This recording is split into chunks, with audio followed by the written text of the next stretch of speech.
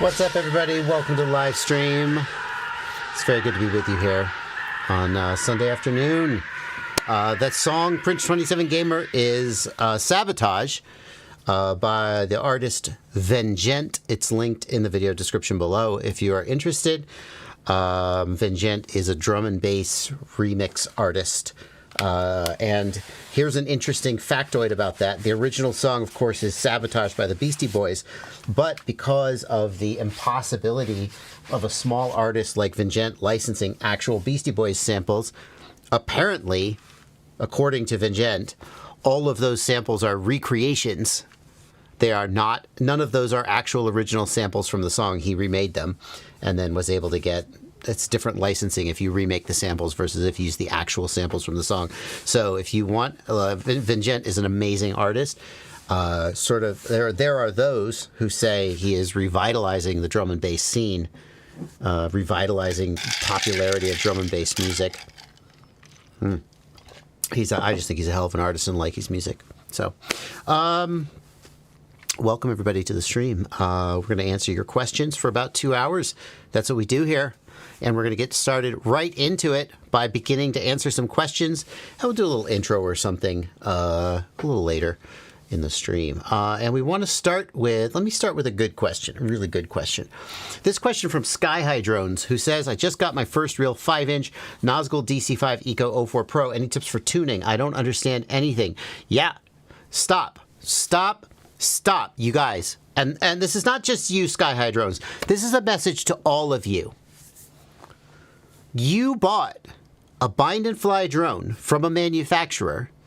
The manufacturer has tuned it for you. That's why you bought a bind and fly. Okay? Stop. You get the drone, and the very first thing you do is you start jacking with the PIDs. You get the drone, and the very first thing you do is you go, I want to flash a new version of Betaflight. It's not the latest. Stop. Just enjoy it. Just enjoy it the way that it is. You do not need to flash a new bind and fly with a new version of Betaflight. I have been trying to get the message out about this for a long time now. Because I make a video that says how to upgrade your drone to Betaflight 4.5, and I show you how to do it. And all you noobs, and I say that with love, I love you guys. You guys are my people. But you gotta stop, because you see me make a tutorial about how to update your drone to Betaflight 4.5, and you're like, I guess I gotta do that. And then you try to update your drone, you buy a brand new bind and fly from iFlight, Geparcy, Rotorite, wherever you bought it from. You get it. And then you try to flash it to 4.5, and you completely wipe out the factory configuration, and now your drone doesn't work at all, and you're mad. And then you call the vendor. You call iFlight. You don't call them, because no one has a phone number anymore. You email them. And you're like, hey, help, my drone doesn't work. And then they get mad at me. And they're like, Bardwell, will you stop telling people to do this? And I'm like, I didn't tell them to do it. I just said, if you want to do it, here's how. I didn't tell you should do it. So now I'm making more of an effort to tell you not to do it. You don't need to do it. You shouldn't do it. If you bought a bind and fly drone, just enjoy it the way the manufacturer delivered it to you. The factory tune on most bind and fly drones is damn good. You as a beginner should be focused on becoming a better pilot, not on getting the PID tune. Like, could you theoretically get a better PID tune out of it? Sure, probably. Someone could, probably not you, as a beginner. Someone who is a real expert in PID tuning could probably get a better PID tune out of it. But that's not what's holding you back. It's your piloting skills and mine. I'll say again, I don't focus excessively on PID tunes either. Unless some days I just wake up and I'm like, I feel like screwing around with PID tuning today. I try to focus on becoming a better pilot. It's my piloting skills that are holding me back, not my PID tuning skills. And that's probably true for you also. So, stop it. Just go learn to be a better pilot. The factory PID tune is fine. Spend your time and effort on something else. I don't understand anything. Yeah, that's right. It's not time. It's not time. It's like, let's say that you decide you're going to get into autocross. Autocross is where you take your car and you put some cones in a parking lot and you race around the cones in the parking lot. Okay, it's a very easy way to get into auto sport without having to go to a track and set your car up for the track, and that's really expensive. You go through a set of tires. Autocross, there's no risk of you crashing and banging off a curb. It just knocks some cones over. It's a great way to get into auto sport. And so you decide you're going to get into autocross, and you maybe buy a used Miata or something. And then the very first thing you do is you just take all the suspension off the car. You overhaul the engine, and now you just have a pile of parts in your garage that doesn't run and will never run because you'll never put it back together again. You have no idea what you're doing, and you just decided to yank it all apart because you thought that's what you needed to do. No! That's the analogy. Don't do it. All right. Okay. Well, that's what we do here. We answer questions. The questions come in the chat, the YouTube chat, you guys, and you can see Blunty has already got a bunch of questions queued up. Here's the queue. We've already got 25 questions in the queue. Christ, I got to get my ass in gear. Those questions come in from the YouTube chat. Don't have to pay any money. Don't have to do any super chats or anything. We just queue them up, and I take them if I think they're interesting. Questions come in from the Discord over here on the right side of the screen. These people are my patrons. And yeah, I give a little bit of priority to the patrons because they pay my bills, and I just feel like it's only fair. And if you want to hit the $sign right down here at the bottom of the chat and leave a super chat, you can donate some money. And then that's basically the only way to be 100% sure I will read your question on stream. Other than that, it's just I look at the list and I think what's interesting, and we never get to all the questions because there's just too many, and I just talk and talk and talk. So the last thing I have to say is, if your question doesn't get answered, if you really need me to answer your question on stream, leave a super chat. That's the way it works. But if I don't get to your question on stream, you can always email me. jb@joshuabardwell.com is my email address, and I answer the questions from anybody, patron or not, whatever. I don't require you to, I just answer whatever questions I get. I just answer them. So if you don't get answered on stream, but you still want an answer, then email me. Okay? That's how it works. And we're going to get to those super chats in just a little bit, but I usually like to just go for a couple minutes and answer the free questions just so, before we start just paying the bills. Okay? So, Wiktor Sidlowski, I apologize, Sidlowski, I don't really know how to pronounce Polish. I have an ISDT 608AC. Is it considered safe to use an XT60 to XT30 adapter? Yes, completely safe. Completely safe. There's absolutely no problem there. JB Flies in the Discord. Thank you for being a patron, JB Flies, and getting access to the Discord server. Really appreciate that. I've set up a few quads recently, but I haven't seen this where nothing is indicated in the channel bars. Okay, this is definitely going to be a clip on my Livestream clips channel. So I'm going to start the question over in a second, but in case you didn't know, Joshua Bardwell Livestream Clips is my Livestream Clips channel. It's where we put, live stream clips. Blunty makes the clips. And we post them. It's a great way to see highlights from the live stream. Or if you have a specific question, you can just search and you can find times. A lot of times I'll address things on a live stream that I don't make a whole video about. So you can just search there. It's a great way to find out. So Joshua Bardwell live stream clips, and we would love to have you a subscriber over there if you're not already. Here's the question, though. JB Flies asks, I've set up my receiver, and I've got this problem where I don't have any color in the receiver bars, okay? Here's what causes that. This is a very common problem. There's a very simple fix, okay? When you don't have color in your receiver bars, what you need to do is go into Betaflight Configurator. Hold on. And you need to go to the Firmware Update tab. We need to choose our target. We have to choose the correct target. For the sake of this demonstration, it doesn't matter what target we choose. And in Betaflight 4.4,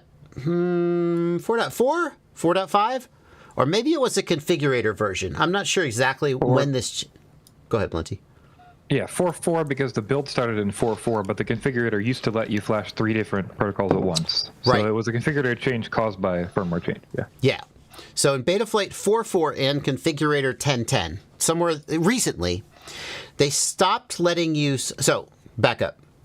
In Betaflight 4.4, they stopped including all of Betaflight on the flight controller because Betaflight, the code itself got too big and not all flight controllers could hold the code. And they realized, well, there's a lot of shit that flight controllers aren't using, so there's no reason to put it all in the code. Like, for example, lots of flight controllers aren't using servos at all. So what if we just left all the servo code out? Okay? And one of the things they said was lots of flight controllers, you're not using multiple different receiver protocols. You can only use one at any given time. So in this recent version, I think it was Configurator 10.10 when they made this change, they only let you select one radio protocol at a time. So if I choose Crossfire, which is the default, and I flash my flight controller now only supports Crossfire. Let's plug into an actual flight controller. Okay. CRSF. So if I go... What's that? Sorry, I just don't want to confuse people more. CRSF. CRSF is Crossfire, correct. Well, it's not anymore because now it's ELRS too. I just want people get so confused when you say Crossfire. I mean, Express LRS uses the Crossfire protocol to talk to the flight controller. So it's the Crossfire wire protocol, which is used by both Crossfire and Express LRS, confusingly. Fair. So right now, if I change this serial receiver provider from Crossfire, hang on, I got to zoom out. If I change that from Crossfire to S-Bus, I'm going to switch to my S-Bus, my old S-Bus FreeSky receiver, and I save and reboot. What's going to happen? I go to the receiver tab. Do you see that my receiver bars are now empty? What that means is that my flight controller doesn't have S-Bus support flashed in.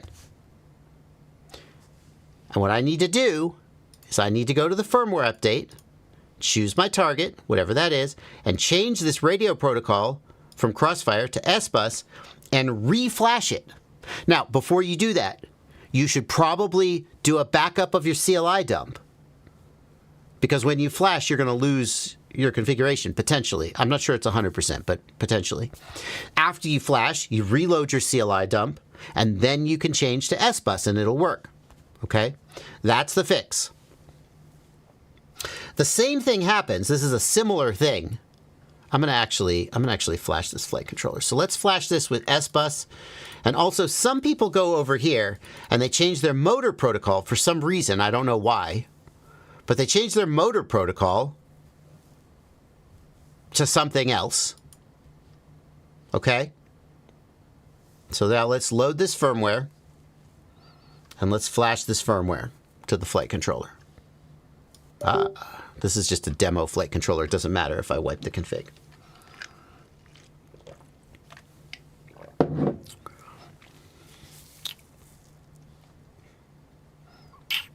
Good live stream. We'll just watch this erase.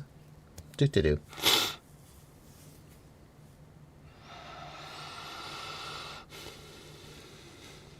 We'll watch this flash.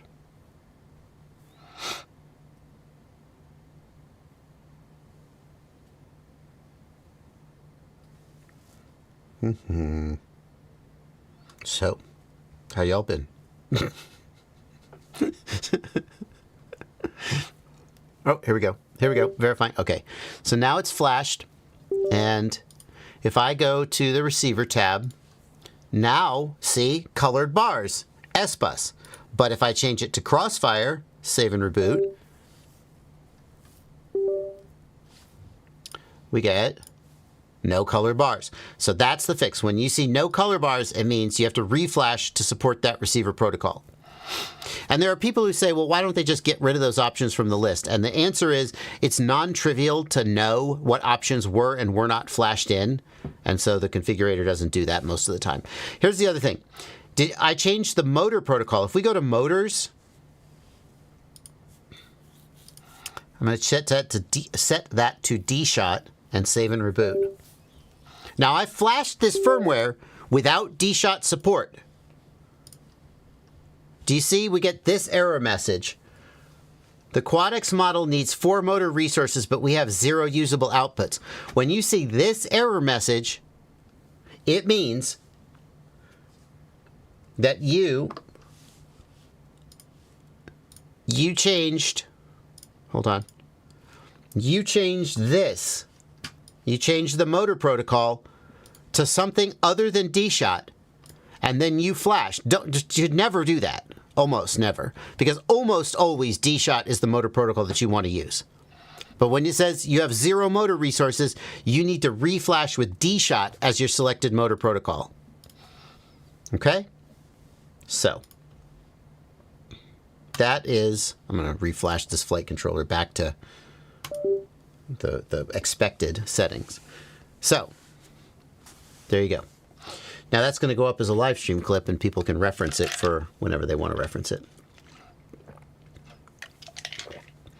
Why wouldn't they just do a reflash and save the diff when changing protocol in the RX tab instead of having to do a manual reflash?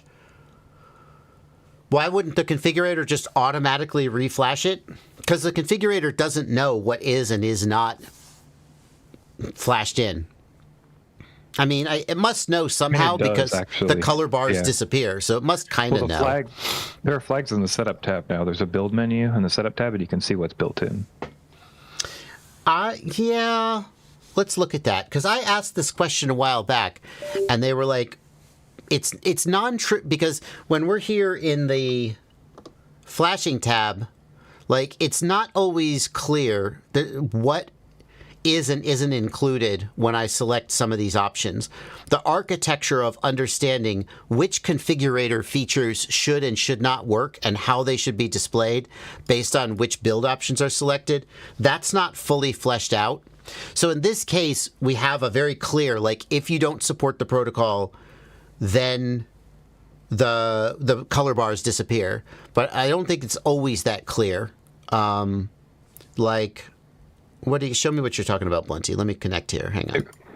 Okay. Hang on. I got to power cycle this maybe. Oh, I picked the wrong fucking target. I'm sorry. It's SpeeDB. Damn it. F405 V4 or V3? Shoot. It's a V3.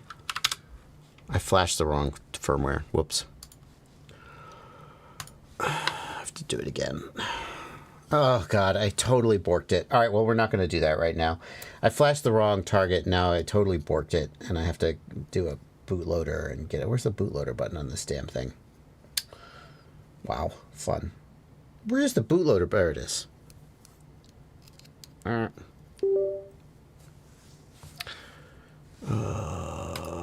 God. All right, we're not going to do that right now. I've borked my flight controller. I'll fix it later. That's the fix, though. So, Blunty, are you saying, what does it show? On the setup tab, on the right side, you can go down to build info, and it will show you all the uses that were included, like the extra included. Right. So it'll say use CRSF or use SBus, use digital VTX, etc. So I guess it's easy to see which build options were selected, but then someone has to go into the configurator and say, if use Crossfire, then display this. Else, if not use SBus, then display this. And someone has to go through the whole configurator and decide which options should and shouldn't be displayed based on which uses there are. And that's the work that hasn't been done yet.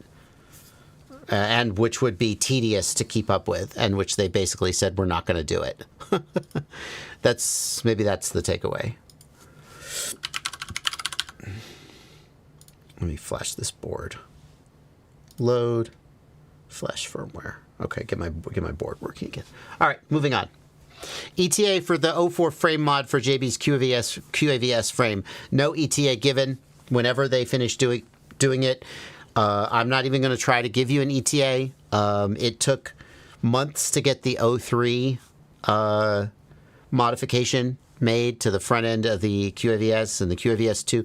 I don't remember the exact dates, but I remember the QAVS, the 03 came out, and the QAVS 2 was going to have 03 support. And I think it was 6 months before the QAVS 2 actually released. And I was super annoyed and like you say, well, it's your frame, don't you? Ultimately, I consult and give feedback and input on the design, and I sort of check it off and put my name on it.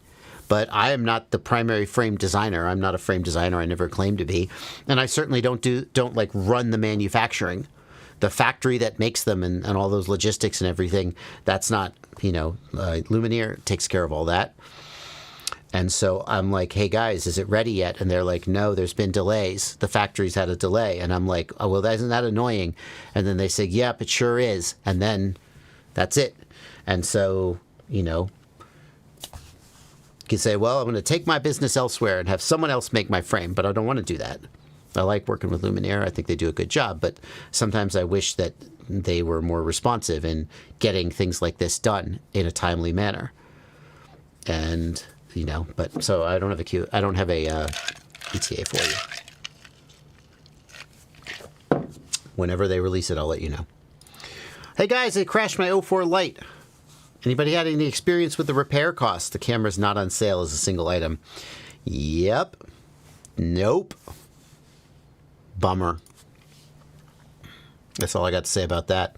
Looking to upgrade my first beta FPV goggles to something analog that has a diopter adjustment, anything around the $300 mark.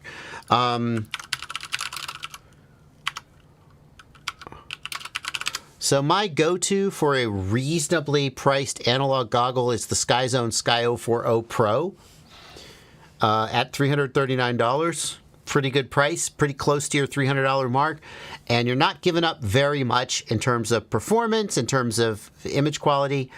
It's 1280 by 720 resolution, so not 1080 resolution, which you might wish if you were using digital systems, but for analog, I think it's a pretty good deal. The receiver is the SkyZone receiver. It's the latest SkyZone receiver. Pretty sure it's the latest. It better be.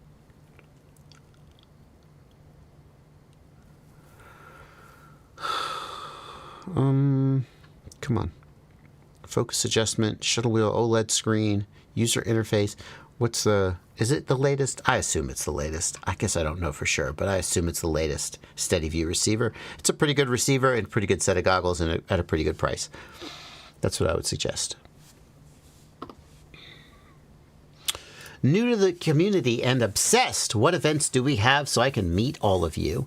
International Open is a big one. Multi-GP International Open is huge. Rotor Riot Rampage is a big freestyle event, although I think Rampage isn't happening this year. I heard someone say it wasn't happening.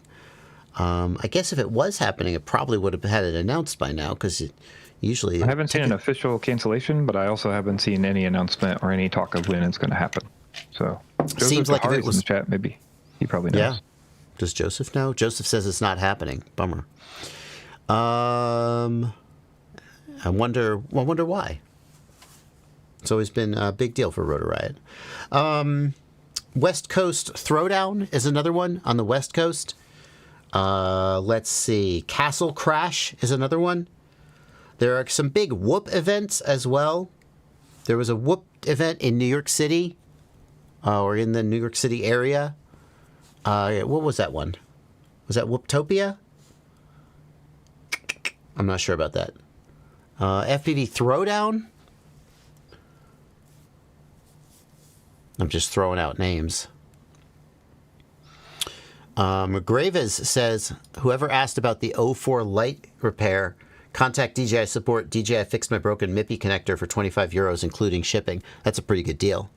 I mean, pretty much your only option is to contact DJI support. DJI is pretty good with repairs. I've had them send me a new 03, and it was maybe 20% off the price of a new one and cover shipping both ways. Highly recommend sending it in.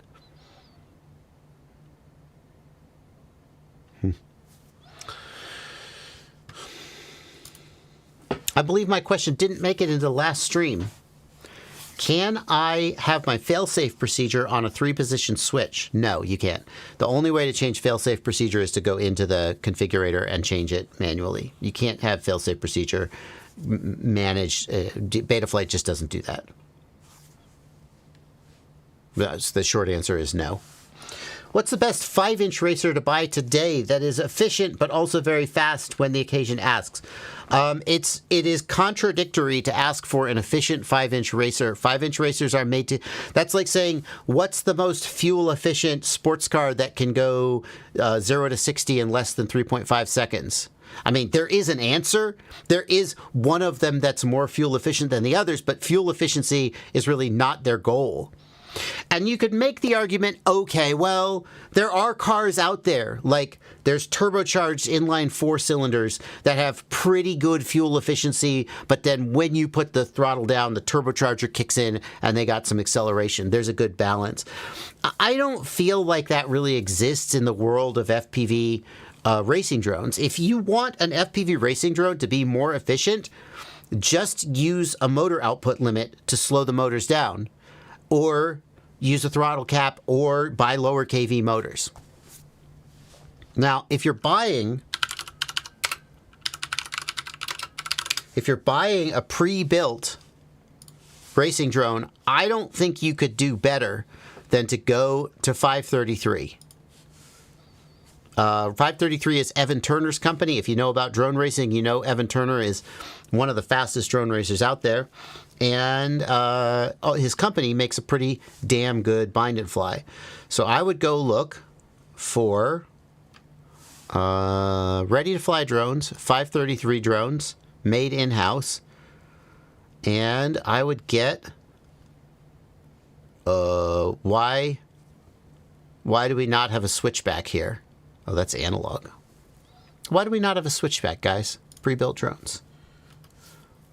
Where's the switchback? Flips. Oh, oops. Interesting. Am I the only one who missed that and thought that was the end of the list? View all. Okay, maybe I just don't know how to use the website. So you could get the open racer, the light switch. I wouldn't recommend the light switch for, somebody new.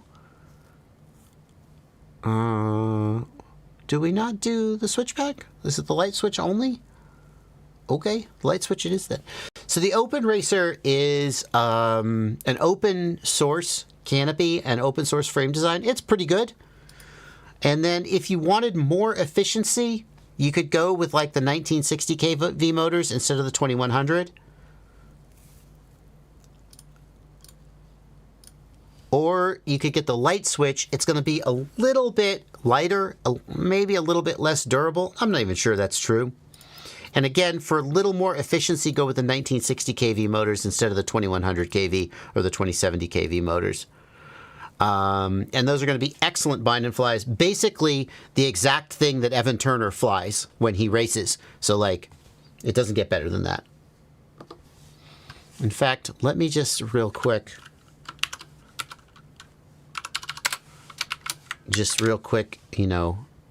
spam a affiliate link in the chat if you want to go pick one up.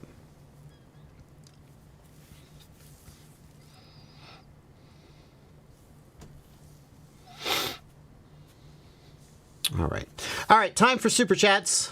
We've only got 2 super chats so far, so this will go quickly unless y'all leave a bunch of super chats right now.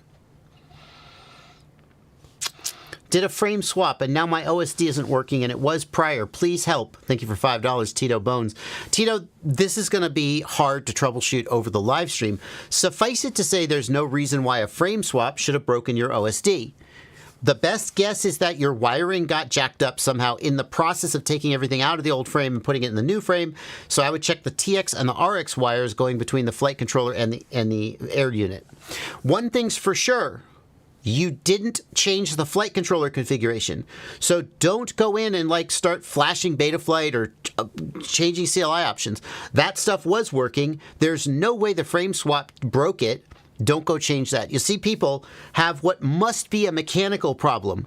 I crashed my drone and now X doesn't work. And the first thing they do is they start jacking around in the CLI in Betaflight configurator. They start flashing their flight controller. They start changing their firmware. The crash didn't change your firmware. It didn't change your flight controller configuration. Don't try to solve a mechanical problem with a software fix. Okay? You must have a mechanical problem. It's probably wiring, because what else could it be? Joseph Tahari says there's more to the frame swap story. Okay. What's more to the frame swap story?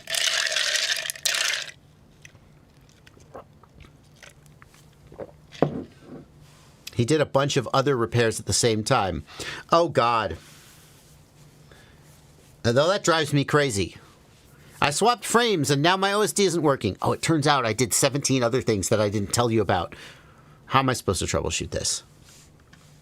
I had a guy the other day who told me he just swapped, he just added a real pit onto his board.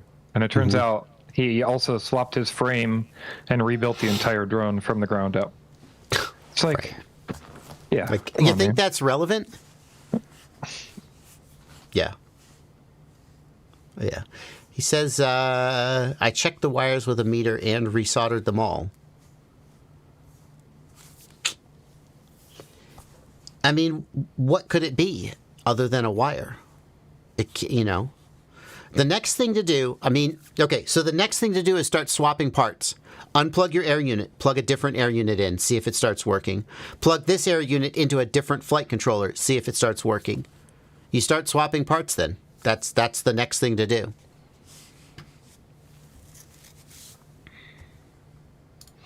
Color123, thank you for a $5 super chat. Is buying an old Hex that's never been used a good idea?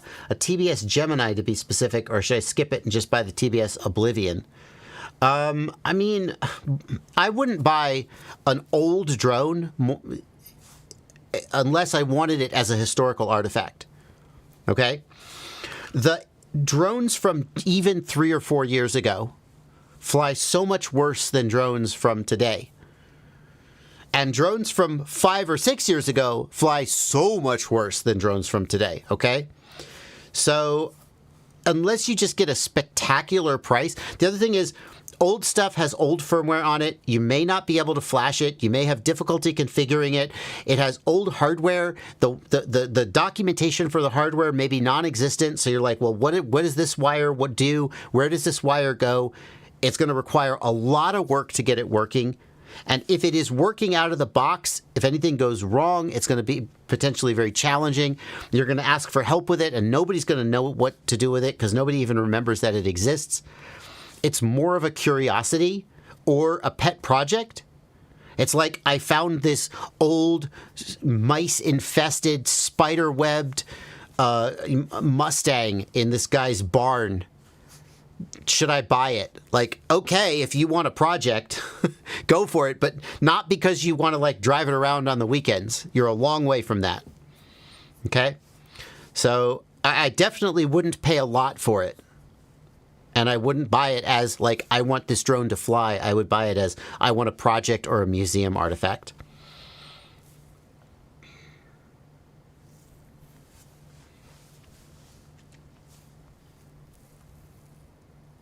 Yeah. Okay. Thanks for your answer to the efficient drone racer, Ali Ashraf. My pleasure. You have any hands-on with the quad Muller frames? Yeah, I built a quad Muller frame and reviewed it a while back. Absolutely.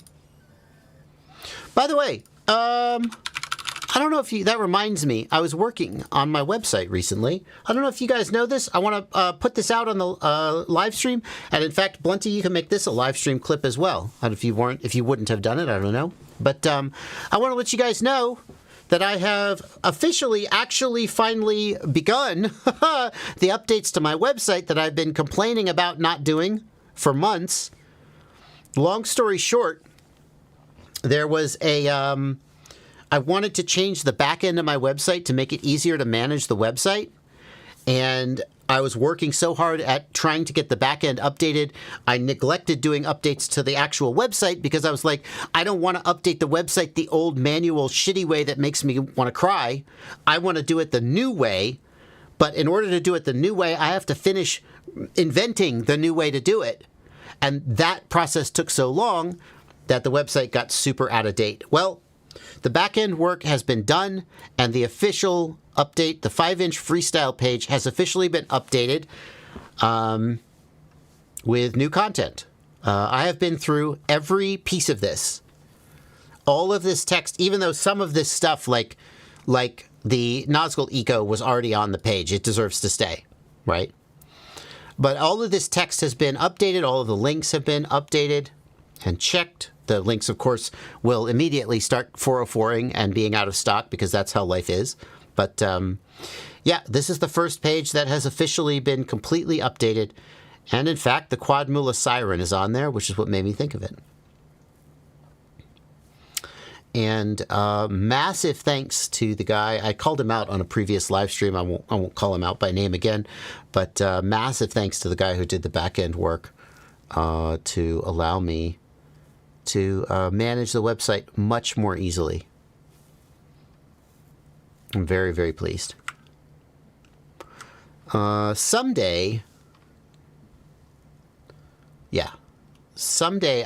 I'm not sure if this is the best layout. I wonder if the way to do it is more like you click on the item and it like pops up a window. I don't know.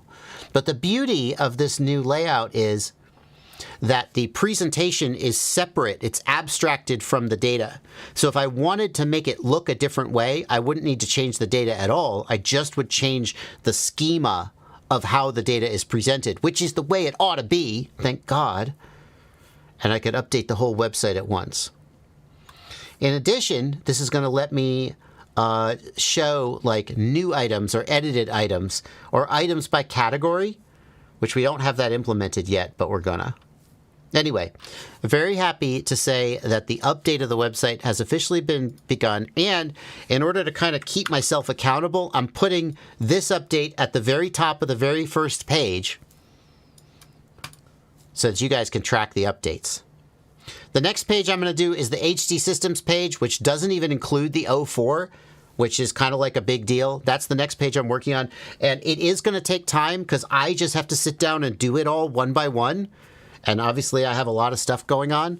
And I'm so tempted to try to farm it out, but like I want to touch every aspect of it. So like it's been through my head and it's all how it should be. So it's going to take time, but we are going to do it. We're going to go through the whole thing and update it. I'm very happy about that. Anyway, there you go.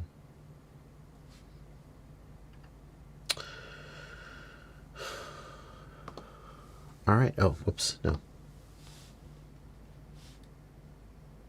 Did I have the right... Was I showing the screen the whole time I was talking, Plenty?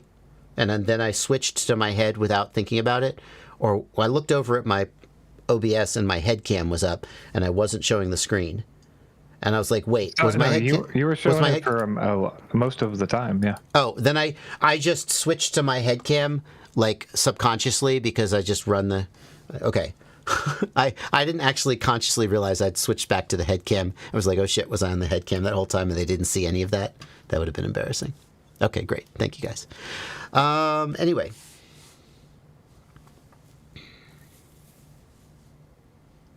Okay, good. Thank you for $5 Canadian from Blue Sky FPV, who asks, buying walk snail or DJI soon, but I need lens inserts. Any difference in quality, effectiveness, or availability for lens inserts for either? I don't think either the Goggles X or the DJI Goggles 3 have lens inserts. Do the Goggles 3 have lens inserts? The G2 have lens inserts.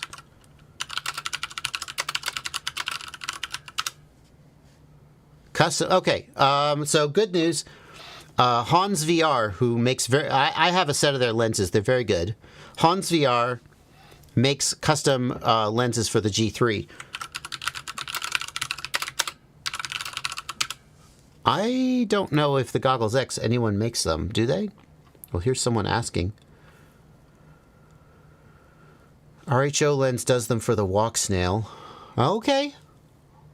Well, there you go. For the walk snail, we've got RHO Lens makes them. Did not know that. Both of these companies, I've had walk snail, I've had RHO Lens before, and I've had Hans VR Lens. Both of them are more than acceptable. So I would not let that be the make or break between the two systems. You should pick whichever system you think is going to work best for you, and the availability of the lenses isn't going to be the deal breaker. Luke Stearman, thank you for $5. Rocksteady on my 04 Lite gives a shifting video that's basically destabilized. Changing the megahertz on my ESC didn't fix it. Yeah, I'm sorry to say, I'm hearing a bunch of reports of the 04 Lite image stabilization basically being unusable. Whether you're using the built-in Rocksteady stabilization or whether you're using gyroflow. And the traditional fix is that you change your PWM frequency of your ESC and that fixes it. And multiple people are saying that doesn't fix it. And essentially nothing they do makes it work. And I would be actually curious, has anybody out there successfully used image stabilization on the 04 Lite? Is it working for anyone? I'm not going to do a poll because I think a whole lot of people would respond to the poll who maybe don't actually have the 04 and maybe it would give a misleading result. People would just click on things for fun, I think. Is it working for anyone? It takes more effort to actually type in the chat, which I think will help keep people more honest. Yeah, Blunty. Did the Nick Burns video, does that not work? I mean, he posted a video about fixing Rocksteady on 04. I'm not sure. I just know he posted a video. I think he was able to get a successful result out of Rocksteady by changing the PWM frequency. But not to 48. I think it was like 24 or something that he had to use instead of 48. Well, that's what I'm wondering. I imagine it has to be working for some people. And discuss a potential solution for the DJ. So, like, if his fix is change the PWM frequency, yeah, I mean, that's the fix. I guess if it worked for him, that's one person. I was going to say at least. Yeah, we know it's working for somebody. So, and people in the comments are like, oh my God, this totally worked. So. Okay. Maybe that's the answer. But why am I hearing from other people who said I changed the PWM frequency? And I mean, I guess it'll work for some people, but not others. Because I'm hearing from other people who say, no, I changed the PWM frequency. It totally didn't work. Well, all these 04 camera mounts are new, right? Because nobody had the right spacing on or are the 04 camera mounts old? The lights can you use the light cameras are just standard 14 millimeter. I don't know if that's true. No, that's not true. I take that back. I don't know. I wonder if we're seeing other effects stack on top of this or something. Like it's not soft mounted correctly. Right. Or maybe some people are soft mounting and some aren't. Like, we saw those issues with, what was that, Hero 7 or I can't remember which one had to be soft mounted. Yeah. Scott Milano says 04 Lite Rocksteady wasn't buggy for me. The gyro is 24 kilohertz. You can't match that. Yeah. So what does he change it to? Findings. And then you click flash, and it does take a little bit of time. Okay, so he's going for 48K. I know I've heard from people who said the 48K change didn't work for them. Josh Fisk says, I tried ESC settings and 5 layers of gummies, and I still can't get good video.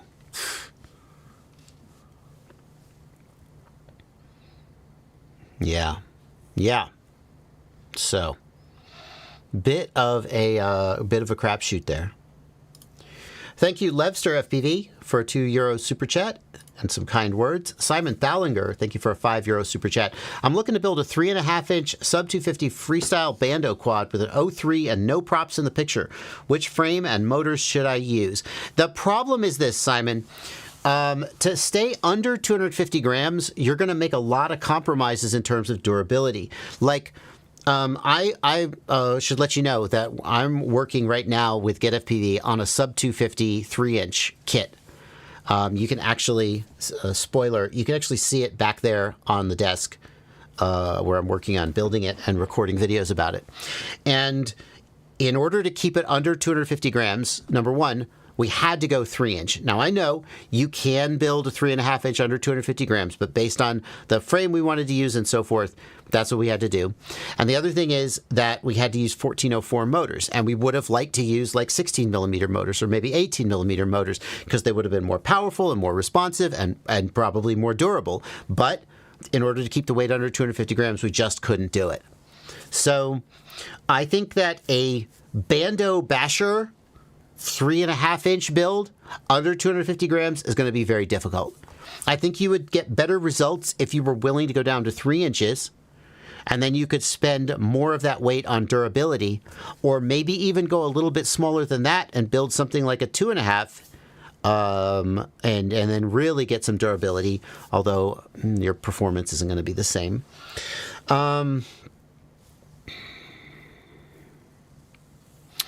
We got a recommendation here from Dopa FPV for the Quadmula F3 1604 motors and with a 380 milliamp hour pack. That's like we have, I think, a 550 pack. A 380 pack is going to definitely give you some extra weight to spend on other things. The Quadmula F3 is like the Siren F35, right? How durable is that? Is that a Bando Basher? I mean, I guess you draw the line somewhere. I would never choose an AOS frame as a Bando Basher prop spalter. The AOS makes good frames, but I don't think durability is their strong point. I'm hearing they also do an F3, a 3-inch. Yeah, Siren F3. Oh, wouldn't it be funny if that URL just worked? There we go. So here's the 3-inch Quadmula Siren. Right? If that lets you get 1604 motors, prop spalter, I'd be shocked if an AOS 3.5 with 1604 motors and a 720 milliamp hour LiPo was under 250 grams. I'd be shocked. Definitely a 4S battery. There's no point for a 6S on a 3-inch, in my humble opinion. And the LiPos are going to be bigger and heavier.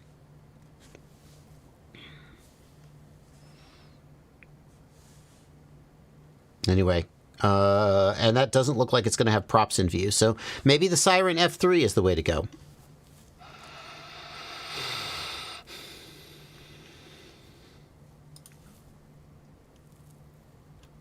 Will...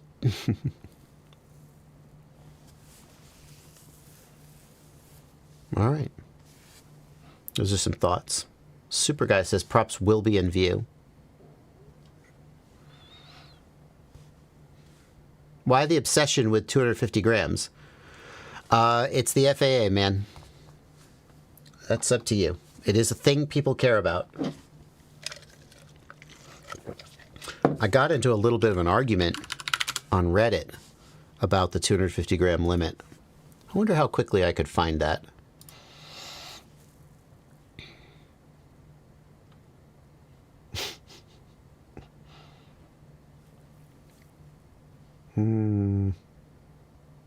I bet I can. Hang on. Oh god, this guy's still arguing with me.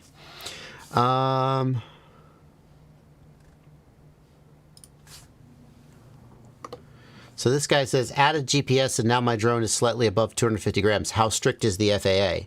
And I replied, I mean, the FAA says 250 grams is 250 grams. So if you're over, then you're over. But the real question is, how is anybody going to find out? Nobody has ever gotten an enforcement action simply for being overweight, not registering, or not having remote ID. The only enforcement actions happen when you do something else incredibly dumb and draw attention to yourself. Sorry about that. And then they pile on the infractions. It's like you probably won't get pulled over for not wearing your seatbelt, but if you run a red light, you might also get a seatbelt ticket on top of that. Although some places they pull you over for not wearing your seatbelt, so it's not a perfect analogy.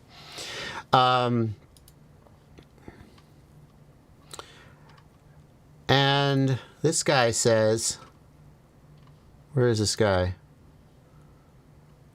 Where'd this guy call me out? He was like, this is incredibly disappointing. Hang on. Huh? Wait a minute. Did he? Where's the reply? Yeah, this guy. Can I see the parent comment? How do I see the parent comment from this one? Oh well. He says basically, hey, the rules are there for a reason, and you need to obey the rules. And I said, I disagree. The 250 gram limit is arbitrary and has never even had a vague attempt at justification. The FAA has never published the risk analysis they were supposed to do before enacting the new regulations, and I have seen no evidence that a risk analysis was even done. And remote ID doesn't actually mitigate the risk of collision with manned traffic. I know people who are in the meetings and on the working groups that wrote these regulations. The FAA's entire approach to regulating drones has been haphazard and ill-informed. I comply with it because my career requires me to, but I have no respect for it. And he's like, oh, extremely disappointing. I previously considered you to set a good example. You should be encouraging others to comply and fly safely and responsibly. And I said, I do encourage people to fly. I do encourage you to fly safely and responsibly. That doesn't mean complying with arbitrary rules just because the government made them. Do you obey the speed limit at all times, or do you sometimes drive 5 miles over? Everyone who drives exceeds the speed limit sometimes. I stand by that. We all use our judgment to decide which rules are necessary to obey and which ones we accept the risk of breaking. I didn't tell him to do anything dangerous. I told him that his drone is 260 grams. Nobody will ever care. Now let's see. I just saw this response for the first time now. If you disagree with the rules, then keep pushing to change them. No.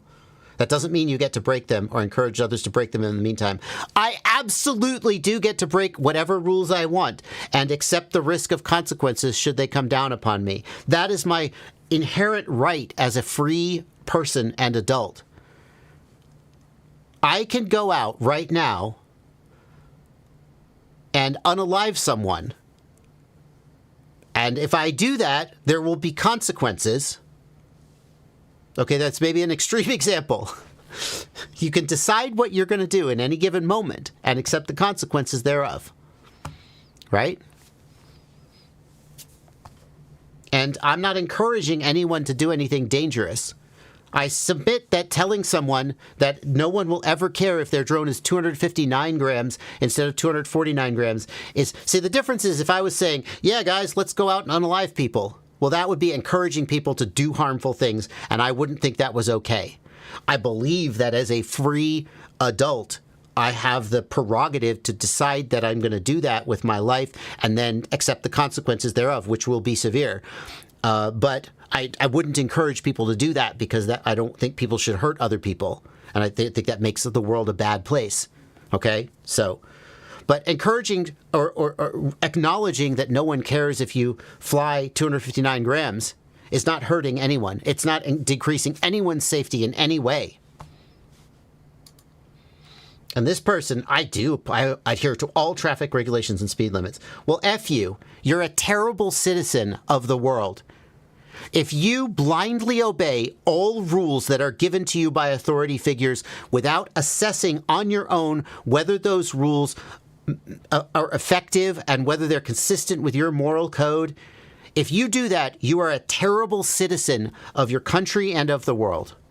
And it doesn't mean that there won't be consequences if you decide that rules are ineffective, immoral, or otherwise just ignorable because they're irrelevant. There will be consequences if you get caught breaking rules. That's how power structures work. But you, as a good citizen and a free adult, must assess those rules and decide whether you're going and make a conscious decision to comply with the rules. Otherwise, when rules come down that are immoral, illegal, you will comply with them simply because an authority figure told you to do it, and you will do immoral or illegal things. I guess they can't be illegal if the rule, I don't know. You're abdicating your responsibility as a citizen, as a free adult, if you obey rules simply because an authority figure told you that the rules exist. Okay. But I'm not going to reply that on, because I'm done with that thread. Fun. And here's where it gets real fun. We all have different values. And we all have different ideas about what is and isn't immoral. And so there's this constant give and take where one guy goes, well, I think the very existence of government is immoral. So I'm going to do something horrendous. And then the government says, well, I'm going to put you in jail for the rest of your life. There's this constant, I don't know, like, what's the right way to solve that?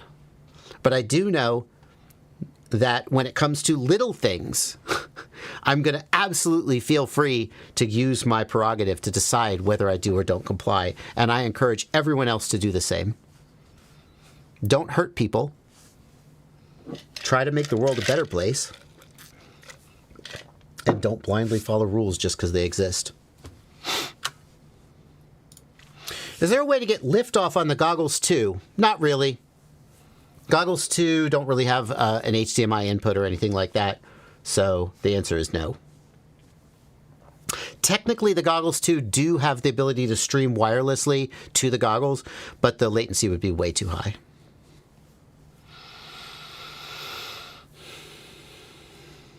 What's the best high-pitch biblade for 5-inch 8S?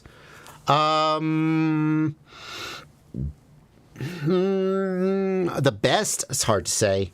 The Luminaire Gatebreaker is a pretty good high-pitch... Oh, biblade? I have no idea. I haven't flown 5-inch biblades in forever. No, literally no idea. It's probably going to be an APC prop. Okay, you probably want to get an APC 5-inch biblade. When the guys are trying to do high-speed runs and they need a really high-pitch prop, it's always the APC props. So go look at an APC, like, what's the one that Chris Rosser recommends? That's a high HQ.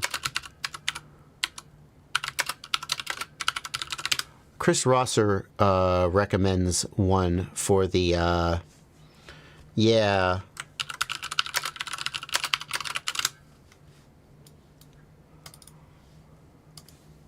How would you like to build a drone that could go over... Here's a good one. This is the one Chris Rosser uses on his 200-mile-an-hour build. The HQ 5.3 by 8 thin electric prop. This is the one. I only know that because Chris tested a whole bunch of high-pitch props for his 200-mile-an-hour build and decided this was the best, and I'm willing to sort of bank on that as being a good recommendation. Can I get you to shine a light on my 04 light issue in the troubleshooting forum on your Discord? Okay. Thank you for a $5 super chat. Blunty, can you help me find this comment? This is Notice. It'd be the first one in the troubleshooting forum. Oh, troubleshooting. Thank you, Blunty. It's in troubleshooting, not live stream. Hold on. In the forum. Yeah. And I'm going to try not to do that in my Discord window so I don't break the chat window. You're welcome. Troubleshooting forum. In case you don't know, we have a troubleshooting forum on my Discord. Issues with first, this is it, 04 setup. Using the cable included of the 04 light, I plugged the light into my Happy model. I'm not seeing any light indicators.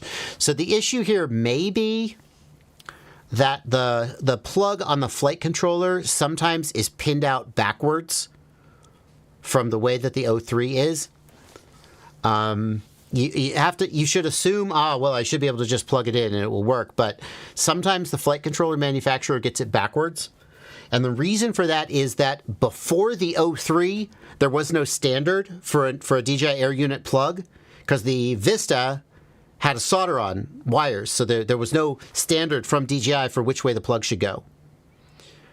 But with the 03, there's a standard now, but not all flight controllers updated to meet the standard. So this is going to go in with the flat side up. And so the BAT Plus is going to be on the left of the flat side. So now let's check. I just need a window.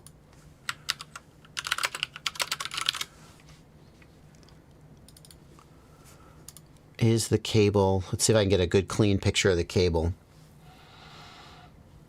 There we go. Come on. Okay, so the red wire is on the left of the flat side. So the pinout is correct. Damn. I was really hoping that was it. So the pinout is correct. He says he's checked and rechecked the wire order. Okay, it is working. If it's not even powered up, right, then the next thing I would do is check the voltage at the air unit. I would get a multimeter and check the voltage at the air unit and see if it's getting voltage. It is getting voltage from the battery. I really don't think I would run the 04 light. Is this a 1S? Crazy F405. Happy model Crazy F405. So 1 or a 2S. Yeah, I hope you're running it on 2S, because if it's 1S, you really want a flight controller that's going to give you regulated power to the 04, or it's going to drop out halfway through your pack. Any chance this has like pin IO and there's user 1 or user 2 in the modes tab? I mean, I don't think so, but it's possible. No.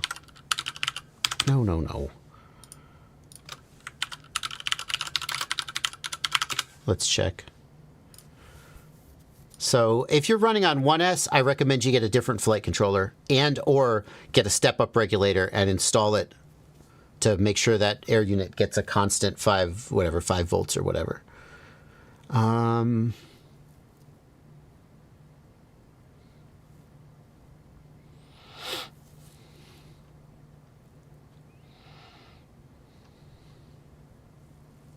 I'd be surprised if it had a pin I/O. Also, like, check for bent pins in the plug. It's another good one. Yeah, if it's not powering up, to me, that's the first thing you got to solve. And I would check with a multimeter to see if it's getting voltage. Just unplug the cable from the air unit and test the pins with a multimeter to see if the voltage is there. Also, just one thing, in your post you mentioned like TX and RX are swapped and stuff. The only thing that's required for it to power up and get a light is the power and the ground cable, the bat and the ground.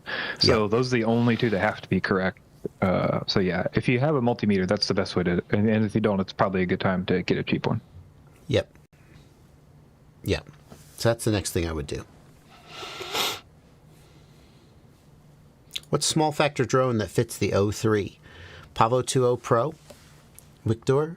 Yeah, the Pavo 20 is a good choice, and there's also the Happy model, whatever the Happy model, I can't remember the name of it, but I tested both of them, and both of them had different kind of pros and cons, but both were equally good and bad. I say equally good and bad because that is a mighty small drone for such a heavy air unit, but it does fly, and it does get good results as long as you understand what it's capable of. Like, they're not going to rip and freestyle like a bigger drone, but you can get decent results out of them. The Pavo 20 Pro has a lot of people who really think it's very good. Brandon Moser, thank you for a $5 super chat. Are there any solutions similar to input shaping for 3D printers to identify and mitigate resonant frequency bands? Well, you can look at the black box logs and find the resonant frequencies and then use notch filters to notch them out. But it's really better to solve those problems mechanically, because filters are always sort of a Band-Aid on a problem that probably should be solved mechanically first. The thing is, there's only so much you can do mechanically, and then filters come in and like solve the rest of the problem. But especially if you have resonance, you know, in the mid frequencies, like 70 to 150 hertz, like you can notch those out and it will fix it. But those notches can have an effect on the PID controller, and so it's not ideal. Just to be clear, essentially you're trading math for, like, you have to do more math, so it costs more time, and that's more processor cycles, so you get to do, you know, it's later to get the info. That's why, like, because I see a lot of people, like, I explain that stuff, and they're like, well, yeah, but we have these processors, why don't we just do the math, and it's fine, right? And it's just because, like, the better you can do mechanically, the less math you have to do to get rid of all the noise. That's all. Well, and it's not just about processor cycles, because you could reply and say, yeah, but the processor is fast enough that it can do the math in negligible time. The issue is that filtering always induces delay. And the analogy I like to use is, let's imagine that we're going to do a simple rolling average filter. So what we're going to do is, we're going to take the average of 10 samples, okay? And that's a very simple low-pass filter, actually, okay? So here we go. Sample number 1 comes in. What gets output from the filter? Nothing, because we're going to do the 10-sample average. There is no average. I don't have 10 samples yet. Sample number 2 comes in. 3, 4, 5, 6, 7, 8, 9, 10. 10 samples come in, and now I take the average of those 10 samples, and I output the average. And now sample number 11 comes in, and I take the average of samples 2 through 11, and I output the average. Do you see that by its very nature, no matter how fast my processor is, if I'm going to do a 10-sample rolling average, I must wait 10 samples before I can start outputting, and I can never catch up.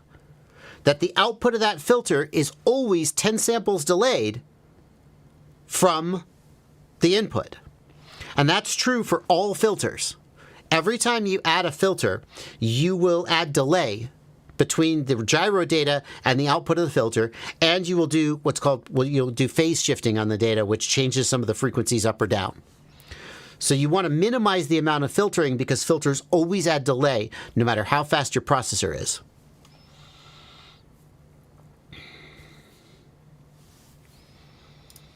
Thank you for 100 Norwegian kroner from Holland Drones. I sent you an email about my Protec 3.5 that suddenly won't start up after a flip over at the ground. When I plug in the battery, it lights up, but no sounds. No sounds to me means dead ESC. The flight controller lights up, but you don't hear doo-doo-doot, the ESC died. I would replace the ESC. It's a very simple troubleshoot. Because that doo-doo-doot, that's going to happen if the ESC is alive at all. The doot-doot, or whatever firmware you have, it might not make that exact sound. The second half of the startup means that the flight controller is talking to the ESC, but the first half of the startup simply means that the ESC is alive. And if you're not getting any sounds at all after it flipped over, I think your ESC died. It's pretty weird because it would mean that all 4 of your ESCs died, which would surprise me. But there you go. Thank you, Mark, for a €5 super chat. When I fly behind trees and bushes like max 10 meters, my video gets very shitty. TBS Unify Pro HV, Triumph Pro, etc. Mark, the first thing that I would do, the TBS Unify Pro has a beep sequence, a blink sequence that it does when it first powers up. It goes 1, and it's a certain number of blinks for the channel. And then it goes 1, 2, and it's a certain number of blinks for the band. And it goes 1, 2, 3, and it's a certain number of blinks for the power. What I would do is I would watch those and read them and make sure that it's actually at max power and not like at min power for some reason. Okay? The other thing I would do is I would make sure it's unlocked. If it's not unlocked, it's not going to go to full power. And I would make sure you've loaded the correct VTX table in Betaflight, because if you load the wrong VTX table, it will put itself down at 25 milliwatts, and then you won't get good range. Second or third or whatever number, I would make sure it's not in pit mode. And again, refer to the TBS Unify manual. There's an LED indicator of whether it's in pit mode or not and how to put it in and out of pit mode. If it's in pit mode, you'll get very, very short range. Okay? Those are the main things I would check. Just to be clear, like what you were saying there is like, if Betaflight tells you it's 800 milliwatts, that doesn't mean it's 800 milliwatts. That Correct. means Betaflight is trying to tell it it's 800 milliwatts. It may be stuck in pit mode. It may be locked. You know, there may be different issues with the VTX. So you need to get them communicating before you could trust that number. Mm-hmm. Yeah. And that's why, so Betaflight could be asking for 800 milliwatts, but if the VTX table is wrong or something is configured wrong, the flight controller or the VTX could be at 25 milliwatts. That's why I always check the LEDs on the flight control, on the video transmitter to be sure. The other thing you can do is disable smart audio in the ports tab, and then using the button on the VTX, manually set it to max power. And again, that's going to be a pain in the ass pushing the button so many times, but that'll assure you you're at max power, and then you could test that.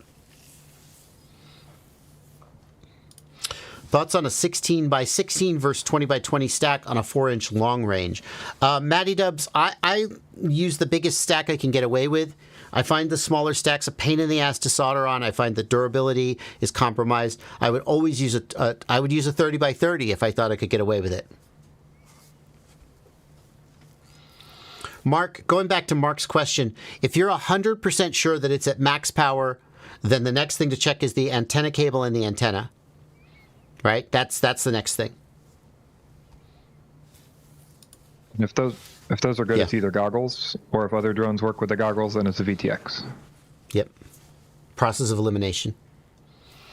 Grio, thank you for £5. Do you have a recommendation for where to get 1S analog tiny whoops in the UK? Grio, I don't have a specific UK recommendation.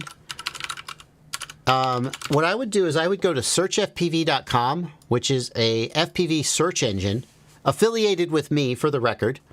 And I would choose Europe, Asia, and actually, I mean, Unmanned Tech from the UK is represented, but you can probably also order from some of these others.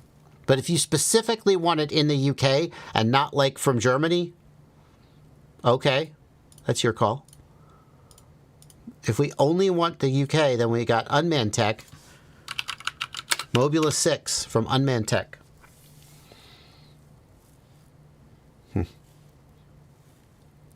Can we search in stock only? Yeah, in stock only.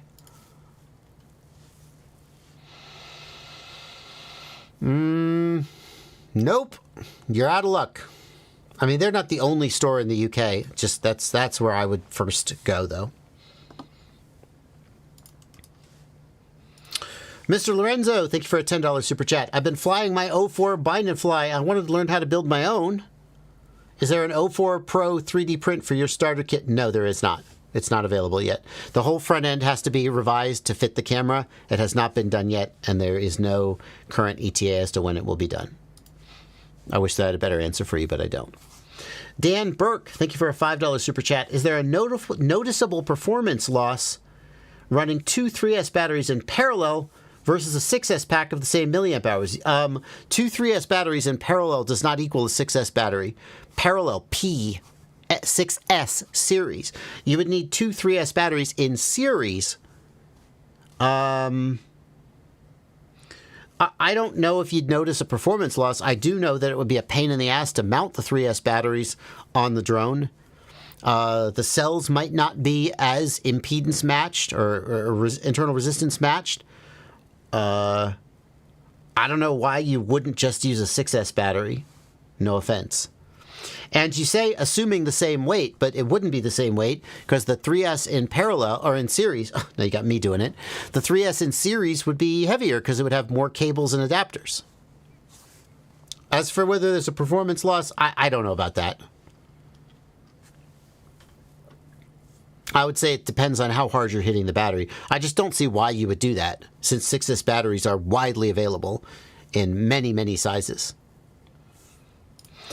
After crashing my drone in the snow, asks Christian Gasper, how can I prevent damage when flying in wet or snowy conditions in the future?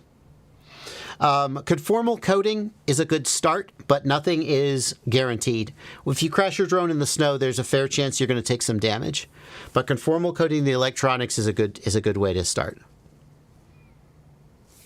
If you do that, be aware that the conformal coating must not cover the plugs. It must not get into the barometer. It can't get on the camera sensor. There are things that it can't get on or it will ruin them. Can't get on the USB port. So you need to find some tutorials about conformal coating and waterproofing drones that show you the right way to do it. I don't have one of those because I just either don't fly in the snow or wet conditions, or if I do and I crash, then I just cuss and my shit dies.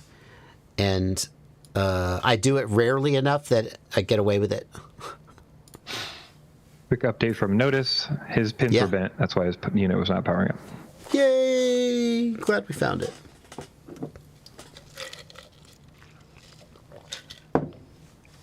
Somebody asking what happened with Umagod's YouTube channel.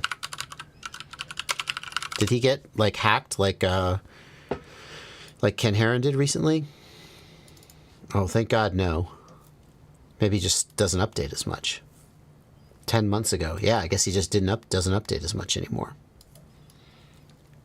Fair enough. I love this. I'm so guilty of this too.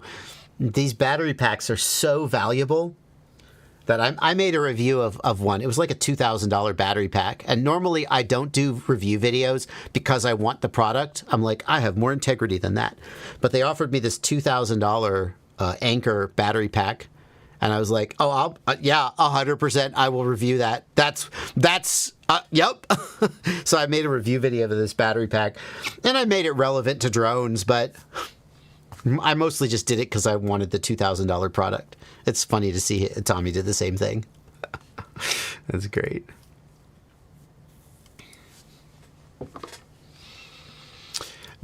Bayochi, thank you for 10 Brazilian reais. I'm flying mostly 2.5 to 3.5 inch quads with high pitch props. Do high pitch props really fly differently? Yes, absolutely. They make more thrust.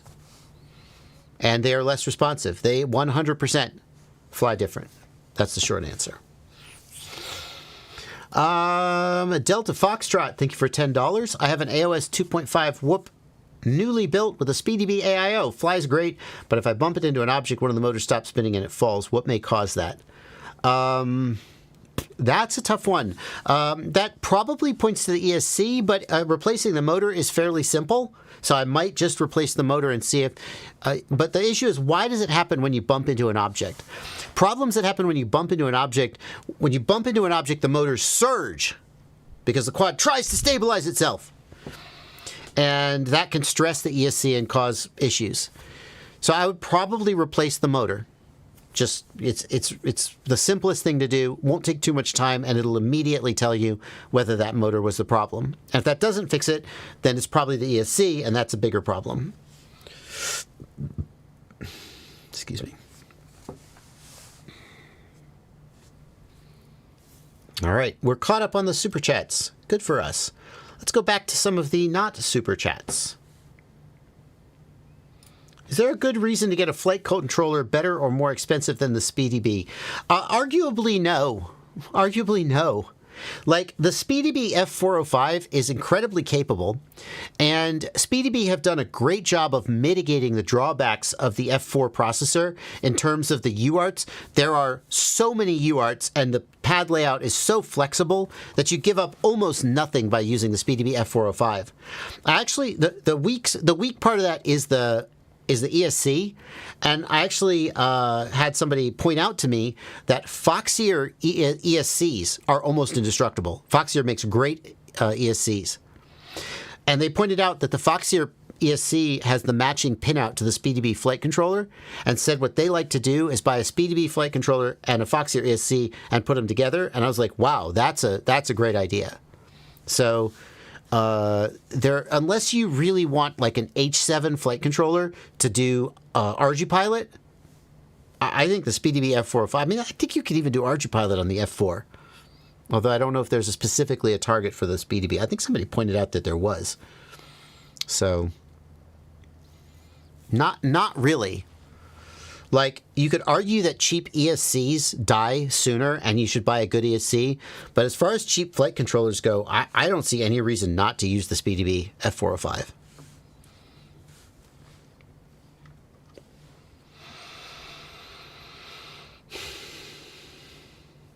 What's the difference between the SpeedyBee F405 V3 and V4? The V3 had a couple bugs.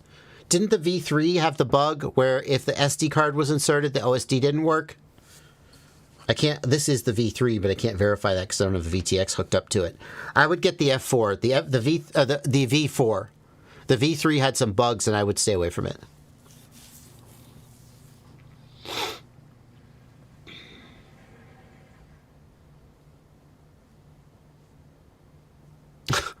Do you know why my DJI O3 Air unit smokes if I pull too hard on the XT60?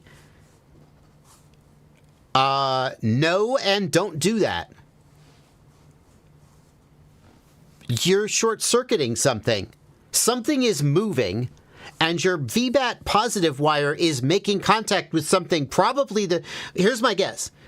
In the back of your frame, the ESC is millimeters from the O3 Air unit, and when you pull on the XT60, the ESC moves enough that it touches the air unit, and it's grounding out against the frame, and you're gosh dang lucky you haven't fried your O3 yet. Stop doing that, and look for what's touching and making the smoke.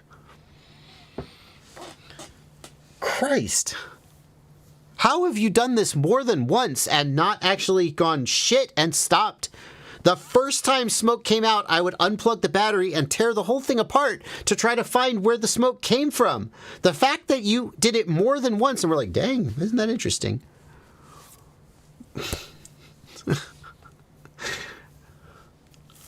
You must not, yeah. Hey, can I pick one? Yeah, sure. Okay, El Chigon FPV says, have you seen the new Jumper Smart Radio? What do you think about it?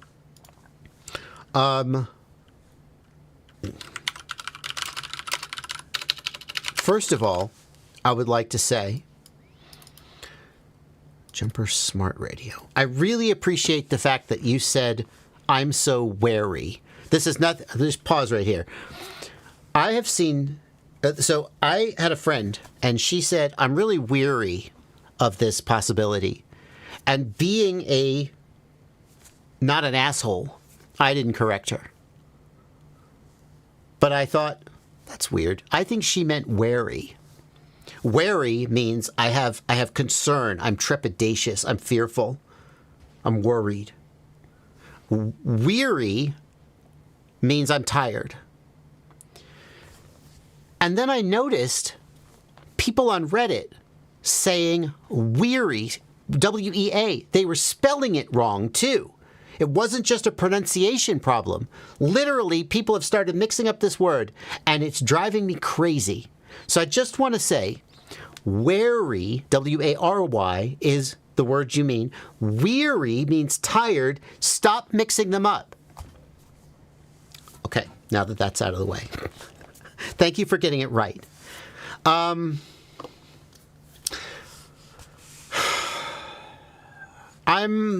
always wary of the quality control of jumper radios. Sometimes it's okay, and sometimes it's not. And I think that almost always Radio Master quality control is better. Jumper does have some interesting stuff going on, like the Jumper Bumblebee has a 1 watt. Jumper Bumblebee is similar in size to the Radio Master Pocket, but has a 1 watt ELRS module, whereas the Pocket only goes to 250 milliwatts. Okay, that's interesting. Can I share other issues? Yeah, go ahead. So one is it's Jumper TX. It's not Edge TX? Correct. Oh, well, immediately no. Immediately no. At this point, Edge TX is so mature and well supported, there is no good reason to not run Edge TX. And like when FreeSky went from OpenTX to EthOS, I was like, okay, you're dead to me. The only reason to do that is you're trying to lock people into your ecosystem and lock them out of a well-established. And if it's like, well, it's all out of date and not supported anymore and someone has to do it. Okay, but Edge TX isn't like that. So immediately no. Go ahead, Blunty. It's also 100 milliwatt ELRS, and apparently because it's Jumper TX, there are issues with updating the ELRS. Immediately no. Dead to me. Dead to me. Yeah. We're going to do, like, is Jumper just trying to go the way of FreeSky and make themselves irrelevant? That's fine. I mean, sure, if that's what... The difference is I think FreeSky successfully transitioned to the fixed-wing market, traditional RC flying fields, and I'm sure they're doing fine over there, making a ton of money. I don't think Jumper's going to succeed at that. Yeah, no, this product is completely dead to me based on that. It needs to run Edge TX, which is the standard. It's open source. It's widely supported. It does everything you need it to do. What is your motivation for going to a proprietary, even if it's open source? What is your motivation for locking me into this other ecosystem that only you support, that God knows what kind of problems I'll have over there and who I'm going to get help from?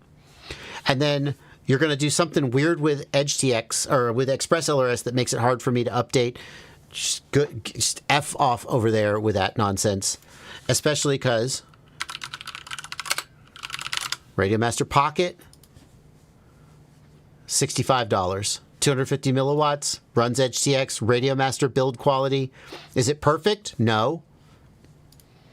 For $50, I pay $15 more for this every freaking day. So, there you go.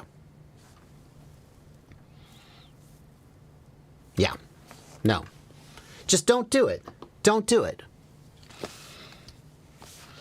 FreeSky was dead to me the minute they went to EthOS. I mean, I was annoyed at them before that, but the minute they moved their radios to EthOS, I was just like, okay, well, good. That's the final straw. I have no interest in supporting that decision to go to a proprietary firmware that you built in-house. Because is it better? I don't know. Maybe it is better. But once you do that, you're locked into them. And I don't like it. And I don't think that's how it should be. And people say, well, why do you support Betaflight then? I'm sorry. Why do you support... Sorry. People say, why do you support DJI then? Because DJI is the epitome of locking someone in to an ecosystem. And I say two things. Number one, there is no analogy to EdgeTX in the video transmitter world. What about OpenIPC? It's open source. Yeah, it's shitty. It's not as good. EdgeTX is excellent in every way. It does everything you need it to do. It's well supported. It's really good, and it's open source, and anyone can run it. I support that. So, like, I'm not a sort of religious zealot for open source, where I reject anything that isn't open source. I have an open mind. But in this case, in the controller ecosystem, there's no reason to not use EdgeTX these days. And anyone who decides not to use EdgeTX, I am immediately suspicious of their motivation. And then doing shenanigans with updating Express LRS, it's just like, no, F off. Joseph Dahari says we should be wary of that. Stop. You're killing me.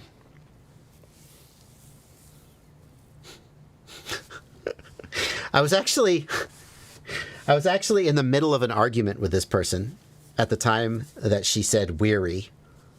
And when she meant wary. And again, I'm not an asshole. So I didn't point it out that but like there was a petty little part of me that since we're already in an argument wanted to be like, well, actually, I think you meant wary. And I didn't do it for the record, but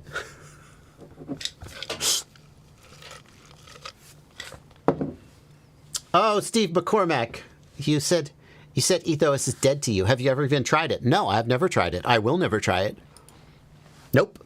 Haven't ever, won't ever. Will not waste 1 second of my life learning anything about it or encouraging anyone to do anything with it. That's what "it's dead to me" means. Do you not understand that phrase?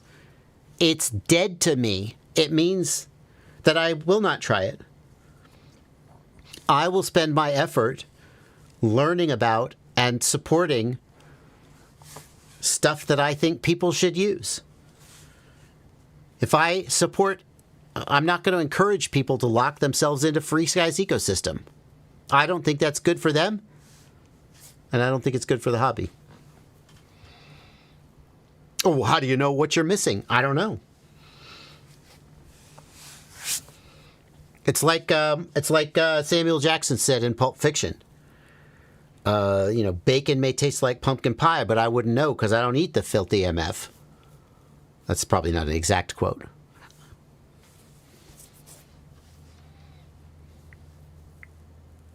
If there's a justification like compatibility with the SpeedyBee app, then they should roll that into EdgeTX and submit a pull request so that everyone can benefit from it.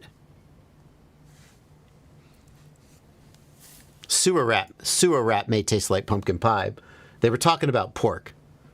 Yeah, sewer rat may taste like pumpkin pie, but I wouldn't know because I don't eat the filthy.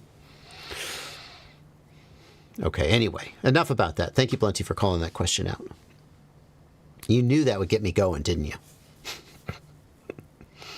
Yes, it's a good clip. Yeah. Crom says, "I'm not an asshole," is what an asshole would say. No, I didn't say it, though. I didn't say the petty thing that isn't relevant to the argument. I let it go. I didn't say, "I'm not an asshole, but," and then do the thing anyway. I'm telling you guys after the fact that I didn't do the thing, but I wanted to do the thing, and then I noticed everyone else doing the thing, and it drove me crazy.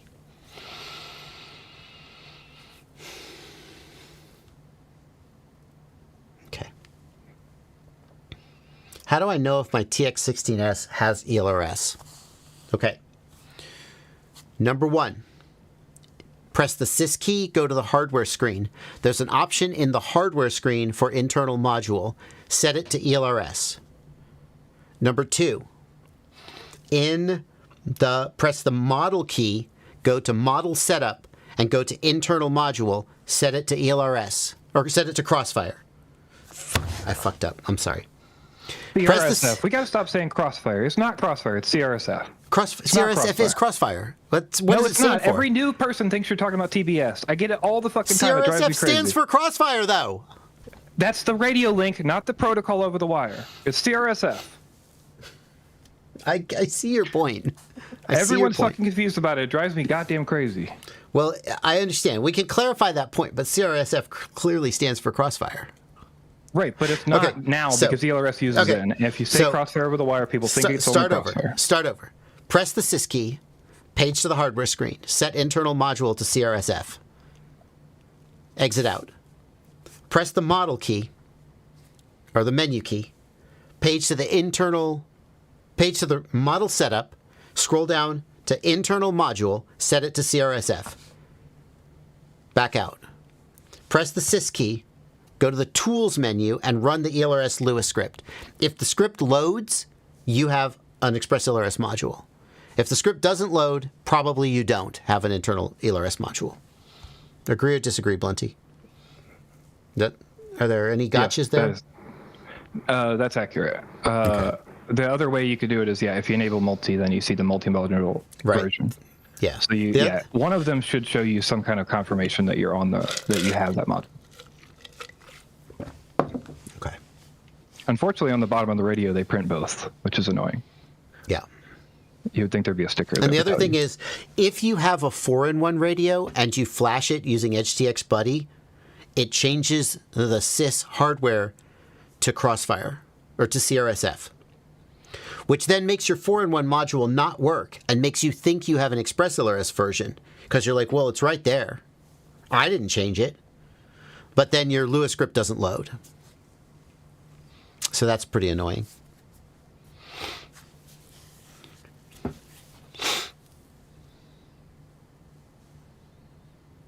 Dave Oliver, I just inserted an SD card into my air unit. It feels like it's stuck because it's not springy anymore. Is that normal or do I have a problem? I think you have a problem, sir. I'm sorry to tell you. It should be springy. Will TBS improve the range on TBS Tracer? I doubt it. I don't know how they would. But I haven't heard any plans in that direction. TBS would probably say if you want range, use Crossfire.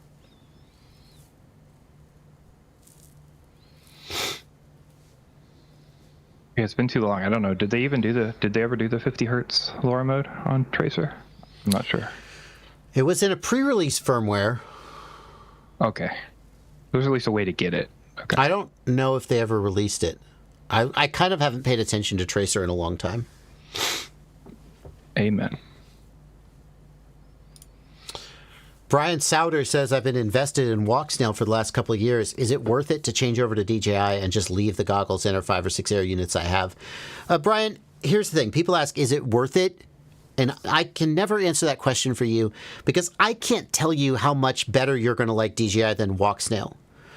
There's people out there who switched from Walksnail to DJI and hated it. I don't think there's very many of them, but I imagine they exist. There's absolutely people who have tried both Walksnail and DJI and decided that Walksnail works better for them, and that's where they want to be. So should you even switch? It sounds like you kind of think DJI might be worth switching to because you're kind of tempted, right? So you've seen the other side. You're thinking the grass looks greener over on that side of the fence. And then is it worth it? Because I don't know. Do you make $10,000 a month because you're like a baller?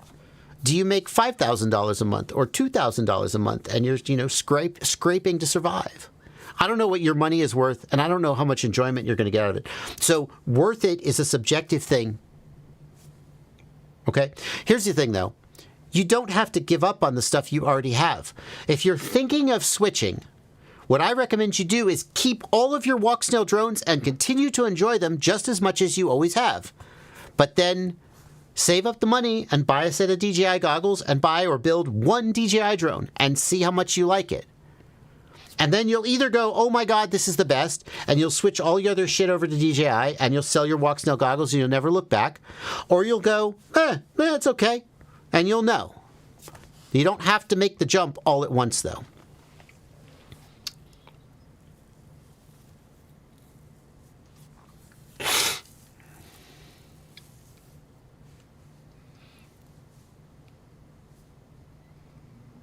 Leonardo de Freitas broke his GoPro TPU mount on the GetRC Vapor and doesn't know where to find a replacement. Can I super glue it back together? No, you cannot super glue it back together. That will not work. That is a terrible idea. Don't do it. What I would do is I would reach out to GetRC and see if they can provide you an STL or send you another one. Or go to your favorite 3D printing repository. I'm going to go to Printables. I think Printables is a good one, but whatever. And I'm just going to search for GetRC Vapor. No items found. Fair enough. Let's go to Thingiverse.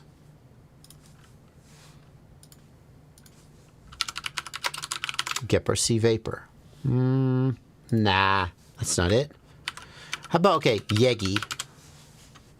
3D printer search engine. Yegi. GetRC Vapor. Well, this was a complete bust. Okay, that's a complete bust. That didn't work out too well. Let's look. GetRC Vapor X5.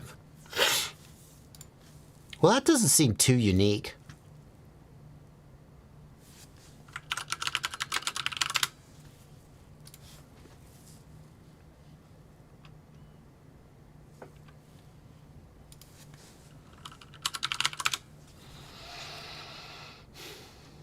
GetRC Vapor frame parts.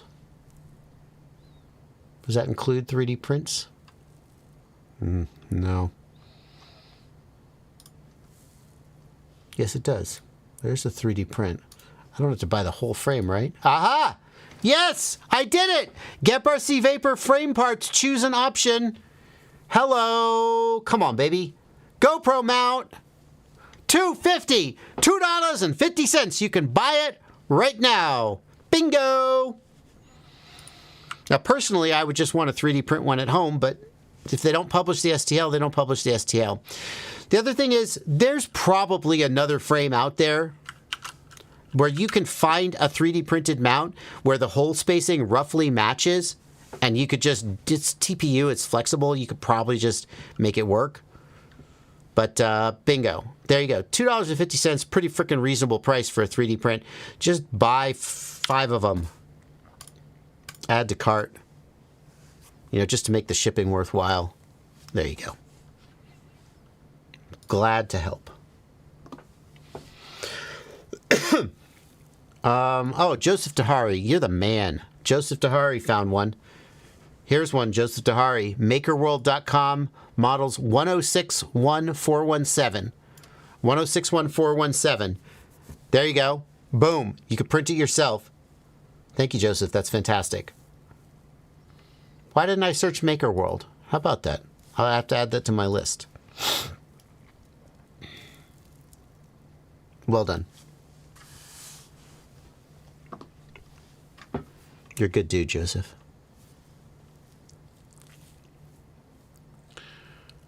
Let's see here.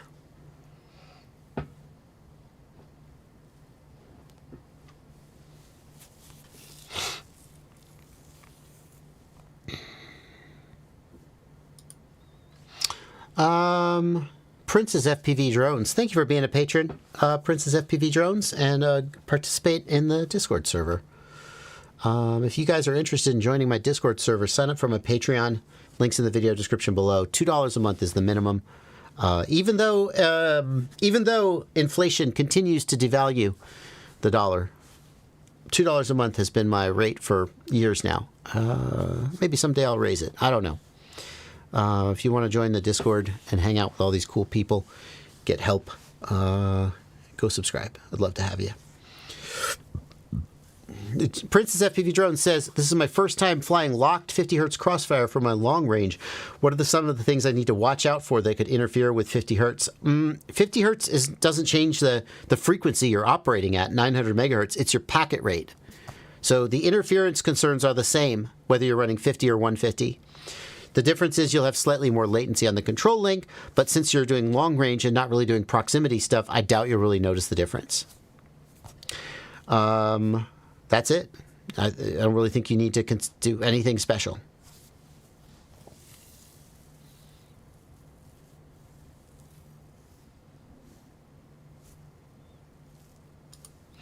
Yeah, people are talking about this GoPro mount ripping off. I think I know what the issue is. Like, I think the issue is that when you print it... Hello? Open in browser. Please, open in browser. Oh, it's downloading the frickin' image. What a silly thing to do. Why would you not know how to open a JPEG? Something's effed up with my file associations. Why would you not know how to open a JPEG? Obviously. All right, fine. Whatever. So the issue is that when you print it in this orientation, the layer lines are like this. And then is it more likely to separate along those layer lines? I can't remember. Are 3D prints stronger where the layers fuse, or are they stronger along the other axis? I think they're more likely to tear during the layer lines. Tear along the layer lines. So I think if you really cared, you would rotate it 90 degrees and print it in that orientation. I don't know if that would actually make it stronger or not. Yeah, I think it's weaker. So you're just tearing it off. If you turn it sideways 90 degrees, maybe it would be stronger.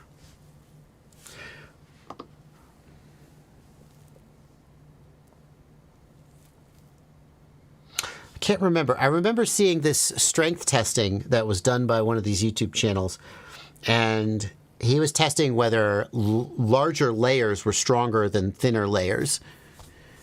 And I can't remember the result, but I remember the result. So, there was a result that was counterintuitive. Like, you would think that larger layers would be stronger, but something about like melting and fusing the plastic made it stronger. I don't remember. CNC Kitchen, that's right. I have to go back, since I seem to have forgotten the result. CNC Kitchen is the guy. Super Deluxe 100% infill is almost always overkill in terms of strength. I don't know the threshold, but again, CNC Kitchen will tell you there's a diminishing returns. There's a point of diminishing returns for infill, where adding more infill doesn't increase strength and just increases weight.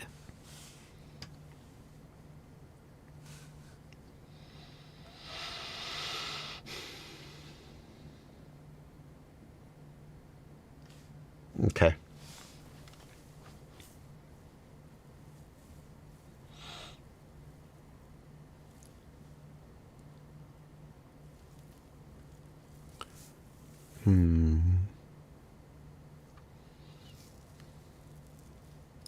Please help me choose between the TX16S and the Boxer Crush.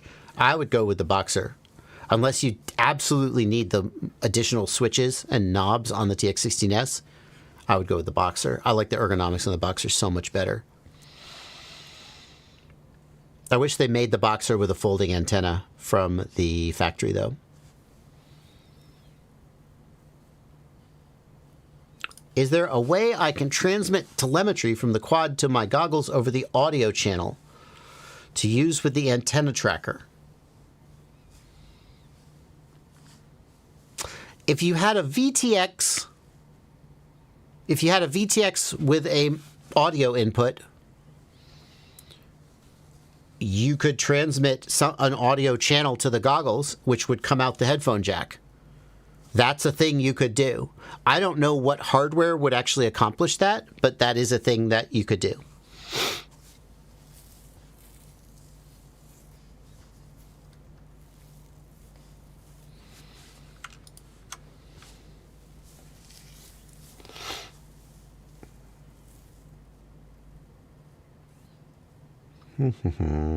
Let's see here.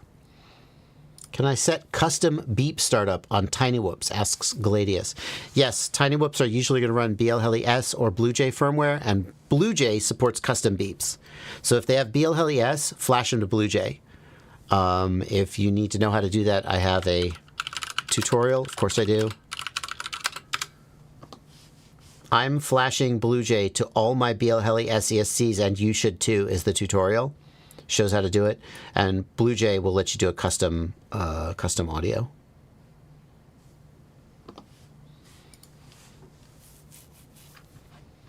Let's catch up on the super chats again. We're coming to the end of the stream.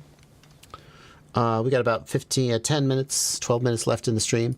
I'm running an 03 antenna on an 04. Will that affect race mode? No. Race mode will work the same as it did. You may have a difference in range, depending on... The difference is that the 03 antenna is dual band, 2.4 and 5 gigahertz, whereas the 04 antenna is dual band 5.1 and 5.8, but mostly 5.8.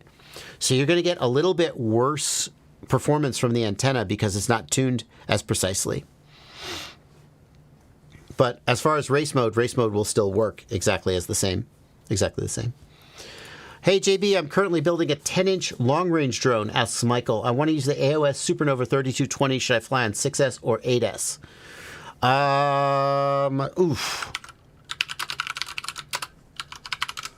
That's an interesting question. 1000 kV.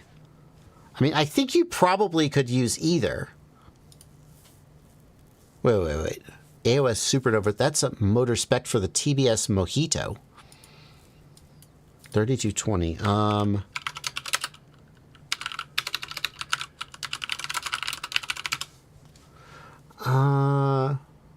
Let's see.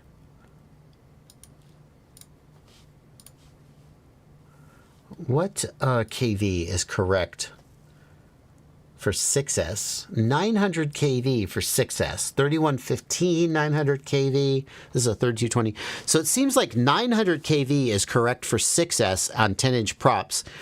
So if you're going 8S, I think you're going to be stressing the motor, but I bet you would get away with it. I know for a fact that TBS runs the Mojito at both 6S and 8S with the same motor, but is it a 10-inch prop? Let's see what prop they use. If it's a 10-inch prop, then we know the answer.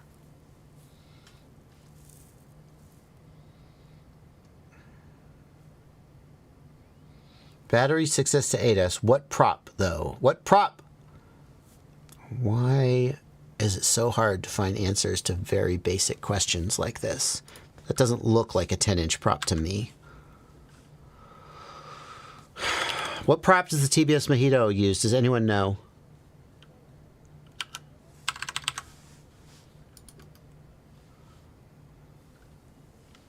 If the TBS Mojito motor is not the AOS motor, then why does it say a motor spec just for the TBS Mojito on this AOS Supernova motor?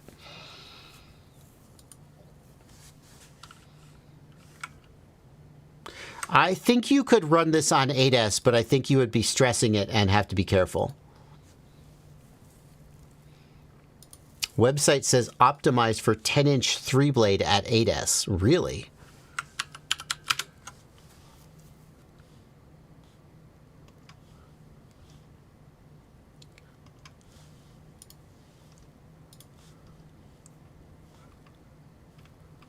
Where does it say that?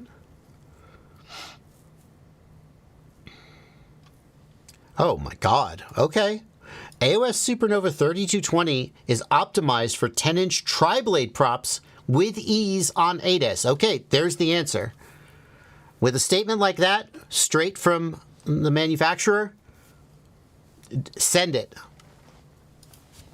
I would normally say 1000 kV is a little high for 8S 10-inch prop, but if it can do an 8S tri-blade with ease, there you go. Send it.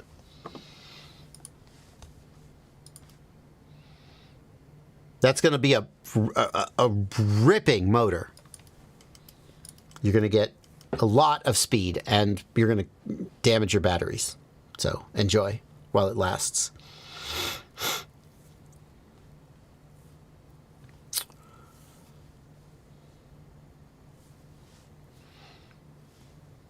Oh, wait.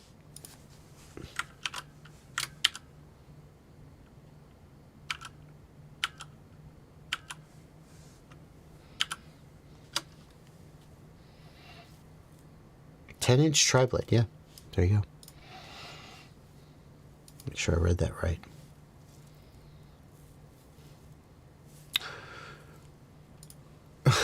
Thank you, Squirrely, for a $2 super chat. Zombie Toes of Nothing, thank you for a $5 super chat. ELRS can be used via Bluetooth for a remote on PC in ELRS script. Yes, you can use ELRS as a Bluetooth adapter for your remote. You can. Yes, that's correct.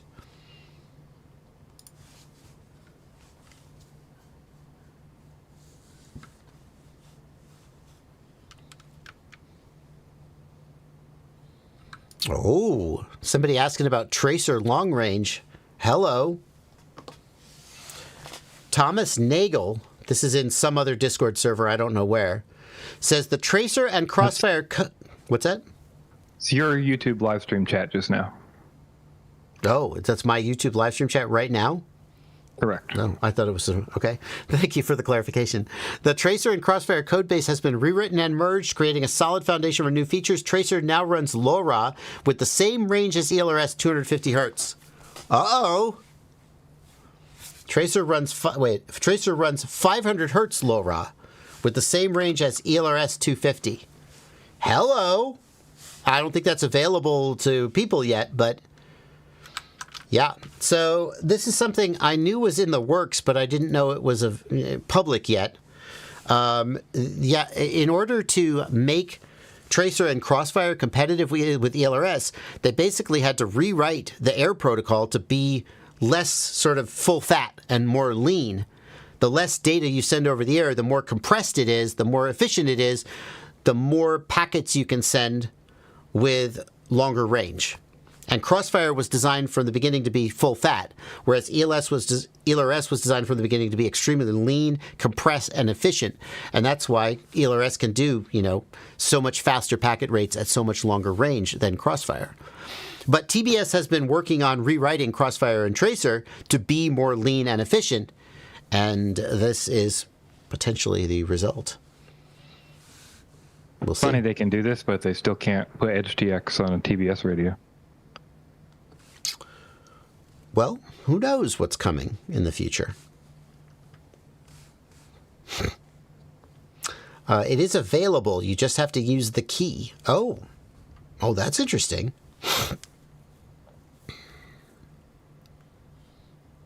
Thomas Nagel says EdgeTX support not far out. I've heard that for 3 fucking years, brother. It's if it's far out, it's been far out. If it's done now, it's far out, 3 years far out. Like, good Lord. Sorry. Yeah, this is ridiculous. Frustrating. The Tango has never gotten proper EdgeTX support. It's always been FreedomTX. Yeah. Thoughts on the Armatan Beaver? I don't have strong thoughts about Armatan frames. I don't pay a lot of attention to Armatan. Thank you for 10 reais. If you like it, go for it. Armatan's lifetime warranty is still the best, one of the best, probably the best in the business.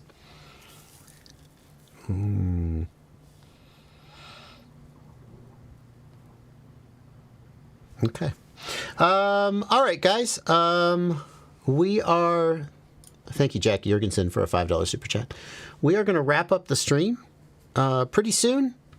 Aaron Ciotti is going to be streaming. Is he streaming today? I saw him in the chat earlier. I assume he's streaming today. Aaron Ciotti is going to be streaming. Let's take a couple more questions from the Discord to so I can sort of close out the stream. Let's see here. I would like to understand the difference between 8-bit and 32-bit ESCs. What's the real impact to the quad or the pilot? 32-bit ESCs have the ability to change settings like the PWM frequency or the startup tones. Well, let's focus on the PWM frequency. With 32-bit ESCs, you can change the PWM frequency without reflashing the ESC. It's just a software change. With 8-bit ESCs, the PWM frequency has to be baked into the firmware, and you have to reflash the ESC to change the PWM frequency. There are a few other features that are available in 32-bit ESCs that are not available in 8-bit ESCs, but in general, 8-bit firmware like BlueJay is as good as 32-bit firmware. Maybe just a little less convenient in your ability to configure things easily in the field versus flashing the ESC. There's no reason to insist on a 32-bit ESC these days. The performance and capabilities of the 8-bit ESCs are comparable in most cases. That's what I would say about that. Here we go. Aaron Ciotti is going to be streaming. Here's a link to his stream in just a couple minutes when I go off the air. If you want to keep the streaming love going, you can head on over there. Let's see. I want to get a whoop, says Anthony Frischetti. Do you think it's smart to buy a Mob 7 with the 04 Lite or hold off? Are there any issues with the Lite that should make me hold off? Well, the thing is, if you have a DJI and you want to get a Mobula 7, the 04 Lite is like the way to go. Are there some issues with durability? Yes. Are there some issues with the image stabilization? Yes. That doesn't change the fact. Are there issues with the field of view? Yes. It doesn't change the fact that the alternative is going to be something like an 85 millimeter with a naked 03 on it that isn't going to fly as good. So, like, this is a case where what you get is going to be pretty good, and probably you're going to be okay with some of the drawbacks, although you should do your research. I don't know that the 04 Lite is going to get significantly better anytime soon, though. Maybe they'll fix the gyro issue in a firmware update. Maybe they won't. The durability issue, though, are they going to remanufacture the whole air unit? Hard to say that they're going to do that. Seems unlikely. And then the field of view issue, it's going to be solved by aftermarket people, but I don't think we're going to see DJI change that. So, like, you kind of get what you get. Yeah. All right, folks, that's going to bring us to the end of the stream. Again, Aaron Ciotti is streaming over on his channel. Here's the link. Thank you guys for coming out. I'll see you tomorrow night at the usual time. And happy flying, everybody. Have a great stream, Ciotti. Bye.